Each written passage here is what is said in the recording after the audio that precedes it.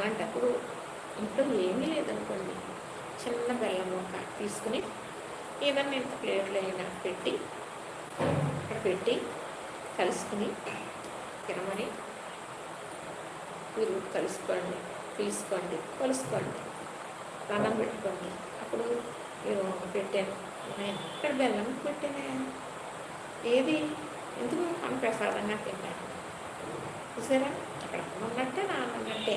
మా నాన్నకి ఇది ఇష్టమని పెట్టాను నేను, ఇది మా నాన్నకి ఇష్టం అందుకే ముందు మా నాన్న పెడతాం, మా నాన్నకి ఇష్టం ఏంటి అక్కడ ఉన్నట్టే అలా పెడతారండి పెద్దలు, అలా చేసేవారండి.